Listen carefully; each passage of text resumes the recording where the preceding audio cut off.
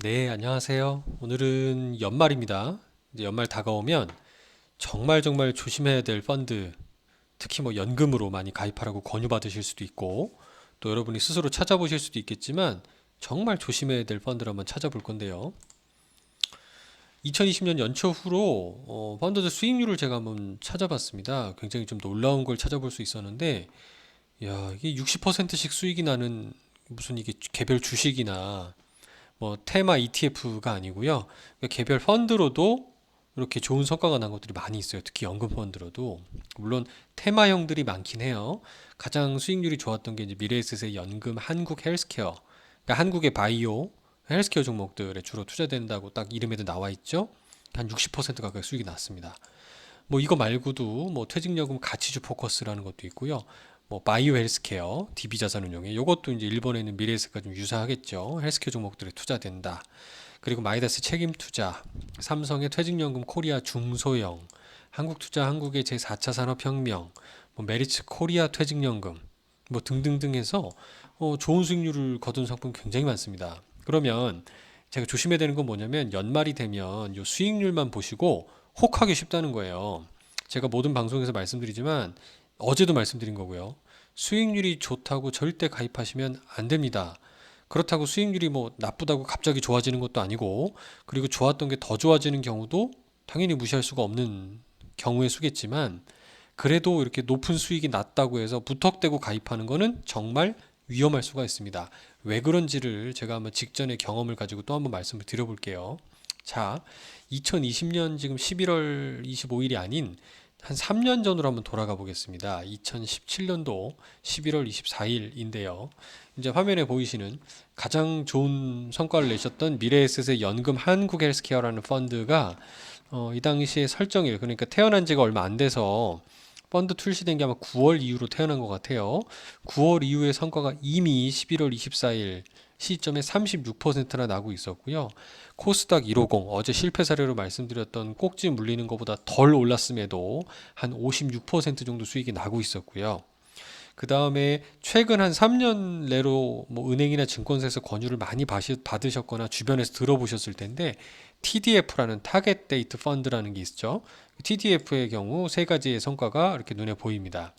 여러분이 이거 이 중에서 어떤 걸 선택하시겠냐라는 걸 한번 여쭤보고 싶어요. 자, 1번 코스닥 150이죠. 굉장히 핫합니다. 이 뭐 1년도 안 된 사이에 50% 넘게 수익이 나고 있고요. 두 번째는 한국 헬스케어죠. 이것도 35% 수익이 나고 있고 TDF가 세 번째입니다. 수익률만 놓고 보시면 이 TDF가 별로 썩 마음에 안 들어서 이 추세에 올라타고 싶은 마음이 가득한 나머지 코스닥 150이나 한국 헬스케어를 선택하셨을 가능성이 상당히 높습니다. 그러면 3년 뒤로 어떻게 됐을까요? 예, 이때로부터 3년 지난 지금 이건 2020년 올해 이후로도 굉장히 좋은 성과를 냈지만 3년이 지나고도 36%니까 나쁘지 않은 성과를 거뒀다고 볼 수 있습니다. 근데 하지만 조심해야 되는 건 뭐냐면 이거는 그나마 운이 좋았던 케이스고요. 중간에 2018년도 초기에 이렇게 물렸다고 치면은 아직도 원금 정도일 가능성이 상당히 높다라는 겁니다. 그러니까 이 말씀을 왜 드리냐면 가입한 이래로 단기간에 수익률이 많이 났지만 실제로 1년이 지난 한 2년 초가 됐던 2019년도 말이라든가 2020년 초만 하더라도 해당 펀드의 성과는 마이너스 30%대까지 하락해 있었다는 겁니다. 아마 그 가입한 증권사나 은행으로부터 수익률 알람을 받으셨을 때 내 연금이 마이너스 30%씩 돼 있었다는 얘기를 보면 굉장히 마음이 쓰리거나 심지어 손절하려고 뭐 마음 졸이는 분들도 되게 많았을 거를 생각을 해보면 제가 볼 땐 이렇게 단일 섹터라든가 이런 그 특정 쏠림은 상당히 위험할 수 있습니다. 특히 수익률 보고 들어오시는 거 진짜 위험하다는 거고요. 오히려 이 TDF라는 거는 보십시오. TDF가 하락하지 않는다는 건 아닙니다. 근데 하지만 이런 코로나 때와 같은 극단적인 상황에도 불구하고 지나고 보면 가장 진폭이 작죠. 이거는 투자에서 변동성이 작다라고 얘기를 하는데 가장 변동성이 작은 안전한 모습으로 그리고 나쁘지 않은 성과를 보여주는 게 확실해 보입니다. 22%면 은행 정기예금 이런 거 대비했을 때도 뭐 나쁘지 않은 수익률, 굉장히 높은 수익률이라고 볼 수가 있겠죠. 자, 그래서 저는 이 원인을 다시 한번 정리해 보면 이렇습니다. 첫 번째, 너무 한국 주식 중심으로 투자한 게 아니었냐. 이 특정 국가 쏠림은 위험합니다. 그러면 지금은 또 반대예요. 한국 주식이 아니라 한국은 재미없다 그래서 전부 다 미국 중심으로 투자를 합니다. 그렇다고 우리가 알 수 있습니까? 계속 미국 중심으로 갈지. 다시 한국이 굉장히 내년에 강세를 보일 수도 있고요. 따라서 우리가 이런 그 선택의 문제, 꼭 상투를 잡게끔 돼 있는 부분을 피하려면 이런 쏠림을 막아야 될 겁니다. 스타일도 마찬가지죠.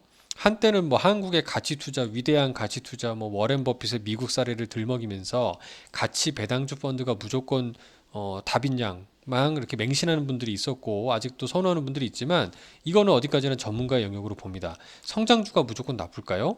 올해까지 성장주 너무 좋은 성과를 보이고 있고 뭐 4차 산업 관련된 주식들 아까도 좋은 성과를 내는 걸 보고 계셨을 거예요.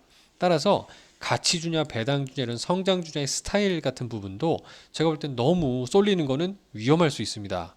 아마 이걸 내가 정확히 인내할 수만 있다면 뭐 한번 끝까지 밀고 가는 방법이 있겠죠. 계속 추가 납입을 하면서 물타기를 하면서 기다리는 방법도 있겠지만 대부분의 투자자들 그리고 내 소중한 연금 자산을 투자할 때는 못 기다립니다. 그리고 저도 사람인지라 마이너스가 막 30%씩 나고 그러면 못 견디는 거죠. 그리고 세 번째가 가장 불안하게 만드는 요소입니다. 내가 잘 알아보면 그나마 덜 불안할 텐데 우리 직원분들이 얼마나 친절하고 이게 잘 보내주셨는지 그 마케팅에 넘어가서 무작정 가입한 게 아닌가라는 부분이 지나고 보면 되게 후회스러운 경우가 많죠. 그래서 저는 이런 것들을 좀 피하는 방법이 뭘까? 결국은 이 저희 핵심 자산은 좀 안전하게 가고요. 내가 정말 욕심이 나는 자산이 있다 그러면 한 3분의 1 정도 내로 해보는 그런 자신만의 룰을 만드시는 게 좋다라고 보여지고요. 이런 상대적으로 안전하다는 의미는 누차 이거 일전에도 보여드렸던 그 그림이기도 한데 분산하는 겁니다. 예를 들어 우리나라 국민연금이나 뭐 미국의 뭐 캘퍼스라고 하는 캘리포니아 연금 이런 데가 주식에 몰빵했다는 얘기 들어보셨어요? 그렇다고 또 위험하다고 무조건 채권에만 넣었다는 얘기 들어보셨습니까? 아닙니다. 그들은 주식도 선진국 주식부터 신흥국 주식까지 채권도 뭐 투자 등급 채권에서 위험 등급 채권까지 그다음에 심지어 부동산 같은 대체 투자 자산들까지 다양하게 믹스해서 분산해서 투자하는 특성을 갖고 있고요. 이게 사실은 장기적으로 운용하는 연기금들의 운용 방식이고 글로벌 트렌드라고 볼 수가 있어요. 그 JP 모건 같은 데서도 보면 한 11년 정도 쭉 장기적으로 봤을 때 분산 투자하는 게 최소한 중간 이상은 간다라는 걸 통계적으로 보여주고 있습니다. 아마 1등하는 건 선진국 주식이라고 하지만 지금 2020년부터 앞으로의 10년을 놓고 봤을 때 선진국 주식이 계속 1등할 수 있을까요? 아닙니다. 중간으로 내려올 수도 있고요. 여기 있는 신흥국 주식이 놀랍게 1등으로 올라올 가능성도 무시 못한다는 거죠. 그럼 결론은 우리가 이런 시장의 흐름이나 전망을 명확하게 하기 어렵다. 그리고 내 생업이 바쁘다라고 판단되면 적정히 다양한 자산에 분산해 놓으시는 게 가장 좋은 선택일 수 있고 그리고 은퇴 연령에 맞춰서 알아서 분산을 해주는 게 바로 타겟 데이트 펀드라고 하죠. 내 은퇴하는 시점이고 타겟 데이트인 겁니다. 그래서 이런 TDF가 저는 절대 나쁜 선택이 아니고 글로벌 트렌드니까 아마 TDF를 많이 활용하시면 좋겠다라는 생각이 다시금 들었습니다. 그래서 오늘은 제가 어제 뭐 뼈아픈 경험도 말씀드리긴 했지만 절대 수익률에 혹해서 투자하시는 우를 범하지 마시고 정말 욕심이 난다고 하더라도 나만의 룰을 지켜서 한 3분의 1 정도 내에서 투자를 해보시고 나머지는 분산하는 유형의 이런 포트폴리오 상품인 TDF 같은 걸 활용해 보시면 좋겠다라는 말씀을 드려봅니다. 감사합니다.